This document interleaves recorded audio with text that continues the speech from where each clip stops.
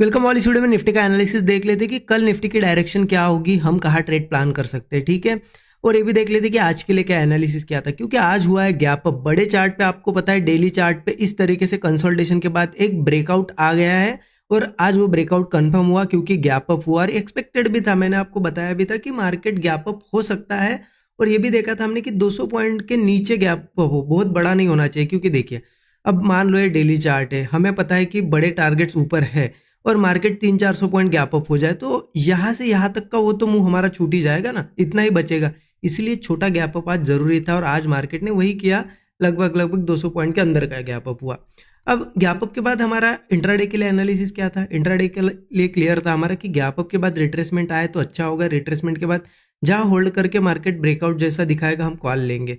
तो उस हिसाब से देखा जाए तो आज वैसा ट्रेड भी बना। मार्केट ओपन हुआ, ओपनिंग के बाद नीचे आया, एक दो कैंडल बड़ी बनी, उसके बाद कंसोलिडेशन भी हुआ। यहाँ पे इस तरीके से एक ब्रेकआउट मिला इस कैंडल पे। आपने अगर यहाँ के स्टॉप लॉस लगा के ट्रेड भी लिया होगा तो एक मूव भी मिला। कहाँ तक का मिला?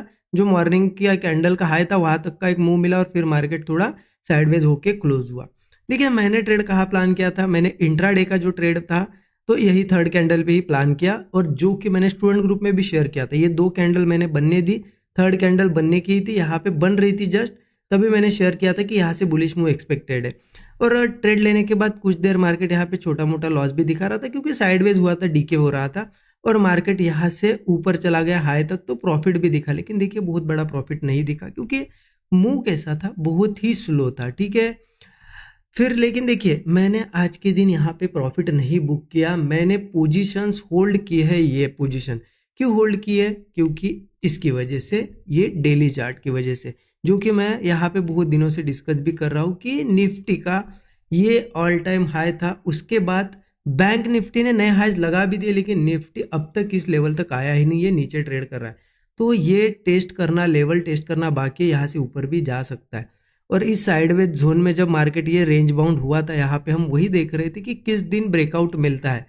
तो जिस दिन का हम इंतजार कर रहे थे वो दिन आ गया, तो हमारा काम बनता है कि उस तरीके से पोजीशन भी बनाना। देखिए, मार्केट यहाँ पे रेंज बना रहा था, इस दिन यहाँ पे रेजिस्टेंस पे क्लोज था। आज इसी कैंडल के मतलब आज ओपनिंग से ही गैप अप दे के मार्केट ने ब्रेकआउट दे दिया। इस वजह से मैंने क्वांटिटीज यहाँ पे होल्ड की है। बट देखिए, ऐसा नहीं कि मुझे यहाँ पे अगर मान लो मार्केट कल यहाँ से अगर नीचे आ भी जाता है, मैंने यहाँ पे क्वांटिटीज होल्ड कर ली। चलो 5 मिनट चार्ट पे, 15 मिनट चार्ट पे समझ लेते हैं। ठीक है, क्योंकि यहाँ पे आपको क्लियर समझ में आएगा कि एग्जैक्टली करना क्या है। अब यहाँ अगर मैंने पोजीशंस होल्ड की है, ठीक है, तो अगर कल या परसों मार्केट नीचे भी रहता है तो क्या मुझे लॉस होगा? नहीं होगा। क्यों नहीं होगा? क्योंकि मैंने यहाँ पे अगली एक्सपायरी मतलब जो एक्सपायरी आने वाली है 12 मई को, उस 12 जून को, वो नहीं लिया है। ठीक है, उससे नेक्स्ट एक्सपायरी ली है। क्योंकि देखिए क्या होता है ना कि टाइम भी मार्केट को देना पड़ता है। अब इस एक्सपायरी में कितने दिन बाकी है? 2 दिन बाकी है। अगर हम इसी सेम एक्सपायरी का अगर प्लान करते हो, मान लो मार्केट 1 या 2 दिन यहीं पे रह जाता, तो क्या होता है, डीके की वजह से हमारे ऑप्शंस वैसे भी डीके हो जाते, कम हो जाती प्राइस, और जो भी होल्ड है हमारी पोजीशन वो लॉस दिखाने लगती है या फिर लॉस में क्लोज करनी पड़ती है। इसलिए मैंने थोड़ी अगली नेक्स्ट एक्सपायरीज ली है, सो दैट हमें टाइम मिले। मार्केट अगर 1-2 दिन टाइम स्पेंड करके भी ऊपर जाता है तो भी मुझे प्रॉफिट ही होगा। और देखिए, मैं पोजीशंस हमेशा ऐसी प्लान करता हूँ, अगर कोई पोजीशन होल्ड करनी, ठीक है, तो कि वो पोजीशन जीरो भी हो जाए तो मुझे ज़्यादा फर्क नहीं पड़ना चाहिए। तो फर्क कब नहीं पड़ेगा? हम कम क्वांटिटी लेंगे, मतलब जितना हम बियर कर सकते हैं लॉस, उतनी ही क्वांटिटी ले। ठीक है, तो ये भी मैंने शेयर कर दिया था स्टूडेंट ग्रुप में भी कि मैंने कौन सी एक्सपायरी ली है, ठीक है, कौन सी एक्सपायरी की क्वांटिटीज होल्ड की है। अब देखिए, प्लान क्या रहेगा मेरा आगे का। मेरा डेली चार्ट पे अगर लॉन्ग टर्म में बताऊँ, मेरा प्लान वही रहेगा कि जैसे जैसे मार्केट अब ऊपर ऊपर, अगर मेरे व्यू के हिसाब से ऊपर ऊपर आता रहेगा तो मैं क्वांटिटीज ऐड करता रहूँगा डे बाय डे, जब तक कि ये मेरा टारगेट नहीं आता। पिरामिडिंग करके करते यहाँ पे एक अच्छा टारगेट हम लेने की कोशिश करेंगे। मैं आपको डेली बताऊंगा मैंने कब होल्ड किया है, कब नहीं किया। ठीक है, अब इंट्राडे के लिए क्या प्लान रहेगा हमारा? देखिए, 15 मिनट चार्ट पे चलते हैं। इंट्राडे के लिए मेरा वही प्लान रहेगा कि मार्केट, देखिए जैसे कि डेली चार्ट पे आपको पता है ये ब्रेकआउट आ गया है, राइट। ये ब्रेकआउट चाहे तो मैं मार्क कर देता हूँ, इसको थोड़ा आपको समझ में आए। ये है ब्रेकआउट और आज हुआ है गैप अप। अब देखिए, मार्केट क्या करता है, बहुत बार ऐसा अगर ब्रेकआउट हो तो एक बार रिटेस्ट करने आता है, लेकिन कब आता है? जब मार्केट नॉर्मल चल रहा हो। ठीक है, अब ऑलरेडी मार्केट ने यहाँ बहुत ही दिन टाइम स्पेंड किया है, तो मुझे नहीं लगता कि मार्केट रिटेस्ट करने आके एक बार एंट्री के लिए चांस देगा लोगों को। ये गैप अप करते करते ही ऊपर जा सकता है, ठीक है। तो उसी हिसाब से मैंने क्वांटिटीज होल्ड की है। अब 15 मिनट चार्ट पे अगर बताऊँ तो करना क्या है इंट्राडे के लिए, चलो ठीक है। बाकी तो पोजिशनली आपको समझ में आया कि क्वांटिटीज होल्ड की है, ठीक है। मार्केट अगर ये ब्रेकआउट फेल करता है और 1-2 दिन नीचे ही सस्टेन करता है तो मैं निकाल भी दूंगा। ऐसा नहीं है कि बायस हूँ मैं कि मार्केट गिरता ही जाएगा, गिरता है मैं होल्ड ही करके पकड़ के रखूंगा, नहीं, ठीक है। अपना व्यू क्या है कि चलो ब्रेकआउट हो गया, यहाँ से जाना चाहिए, नहीं गया, मान लो यहाँ पे ब्रेकआउट फेल हो गया और 1-2 दिन नीचे ही ट्रेड कर रहा है तो समझ लेना कि फेल हो गया है, फिर निकल भी जाएंगे हम, जो भी लॉस मिलेगा उसमें ले लेंगे, राइट। अब इंट्राडे के हिसाब से देखा जाए ना तो ओपनिंग इंपॉर्टेंट है।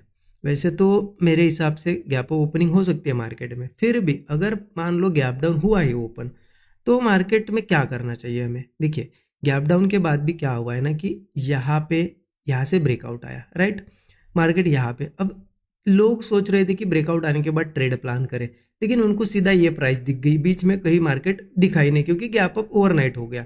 अब हो क्या सकता है, मार्केट अगर नीचे आए ना तो लोग ट्राई करेंगे इस जोन में फिर से बाइंग करने के लिए, बड़े प्लेयर्स एक्यूमुलेट करेंगे क्वांटिटी। इस वजह से मेरा व्यू तो यही रहेगा कल के लिए, अगर नीचे आता है या फिर यहाँ ओपन होकर नीचे भी आता है मार्केट, तो जहाँ भी कोई ऐसा सपोर्ट क्रिएट होगा, स्विंग क्रिएट होगा और मार्केट थोड़ा भी होल्ड करके कोई ब्रेकआउट जैसा दिखाएगा तो मैं अपसाइड की ही पोजीशन बनाऊंगा इंट्राडे के लिए, ठीक है। इंट्राडे के लिए अपसाइड की पोजीशन बनाऊंगा और नीचे का छोटा सा स्टॉप लॉस लगा के एक अच्छे खासे 1:3 1:4 के तो इनिशियल टारगेट होंगे, और अच्छा बड़ा मूव आता है तो वही पोजीशन हम होल्ड भी कर सकते हैं ओवरनाइट के लिए, ठीक है। ये मेरा व्यू रहेगा। अब क्योंकि वैसे ब्रेकआउट आ गया तो यहाँ से सेलिंग करने का तो कोई व्यू नहीं है अभी के लिए, ठीक है। अब होता है क्या कि गैप अप हुआ तो या फ्लैट हुआ तो देखिए, वैसे तो मार्केट एक ब्रेकआउट जैसा यहाँ पे सिनेरियो क्रिएट हो भी गया है। यहाँ से अगर मैं लाइन मार्क करूँ सीधी तो देखिए रेजिस्टेंस रेजिस्टेंस रेजिस्टेंस रेजिस्टेंस और एक ब्रेकआउट जैसा दिख रहा है, मतलब ब्रेकआउट आते हुए दिख रहा है हमें। अगर यहाँ ओपन होके ब्रेकआउट करता है या फिर मान लो सीधा गैप अप ही होता है तो भी मेरा व्यू बुलिश ही रहेगा, ठीक है। गैप अप के केस में एक अच्छी चीज़ होगी कि मार्केट थोड़ा बहुत रिट्रेस करना है तो बहुत अच्छा है, रिट्रेस करने दूंगा थोड़ा सा।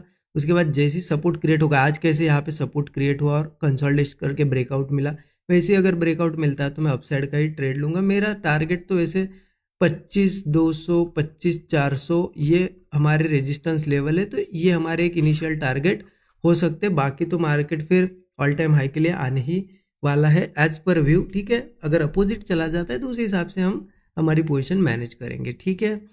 ये तो हो गया गैप डाउन के केस में भी आपको समझ में आएगा। गैप अप की केस में भी अगर मान लो यही कहीं फ्लैट ओपन होता है तो हो सकता है थोड़ा बहुत और नीचे चला जाए, इस लो के चलेगा। मैं सपोर्ट बनने का बस वेट करूंगा, सपोर्ट बनता है फिर पोजीशन प्लान कर लूंगा, ऐसा ब्रेकआउट एक मिल सकता है हमें, ठीक है। इस हिसाब से मेरी पोजीशंस अभी बन रही